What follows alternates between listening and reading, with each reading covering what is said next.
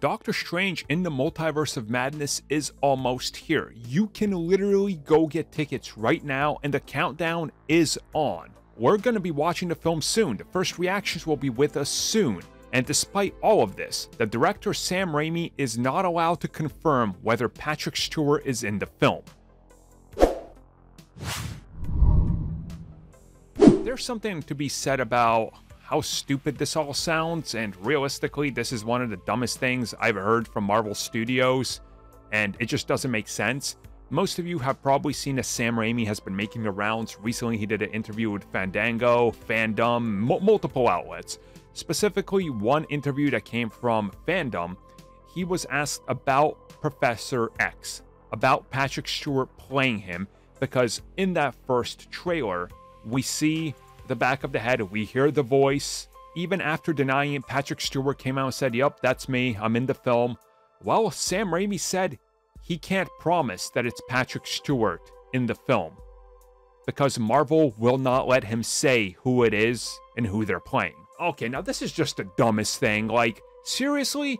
Why is Marvel Studios so content on secrecy that you're not allowed to confirm to us what we know? Maybe this is why the tickets for Doctor Strange, despite out the gate selling good, have seemingly slowed down to a crawl. And not all theaters are selling out on the first showings because, well, it's because of things like this. It's because of their hubris. Like, we know he's in it. Why was he not featured in the tickets on sale now spot or something, right? To get people excited about it. There are still people I know who are watching the trailers and spots for this film, and they have no idea. They heard the voice and they still can't connect it, because they're the casuals. If you were to show them Professor X, they'd go, "Oh my god, well now I gotta see this because I love those old films." Nostalgia, sell the nostalgia. Why is Marvel Studios actively working against selling nostalgia and confirming it exists when they just saw that nostalgia made Spider-Man No Way Home and pandemic-era film almost a $2 billion hit? What is wrong with it? What this company, you know, people say, "Oh, you never talk bad about Marvel Studios." Yes, I do. I'm actively talking bad about them now because they're dumb. This is dumb. The approach is dumb. Their marketing is dumb. We know he's in the film.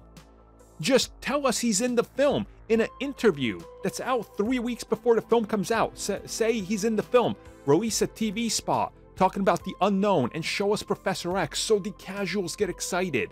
It just doesn't make sense to me, especially that, "Oh, I'm the director, but I'm not allowed to tell you if that's Patrick Stewart in the film or who he's playing." Really? Like, this is so stupid. This is the thing that people hate about Marvel Studios. This is the thing you point to when you go, this is when a studio gets too comfortable and thinks they're undefeatable. Like, nothing will bring them down. Sure, I guess they're going to ignore everything with the Eternals and stuff, right? But this is going to be a big thing. And yes, Doctor Strange is going to be big, but can we not shroud everything in mystery and at least sell something for what it is at face value?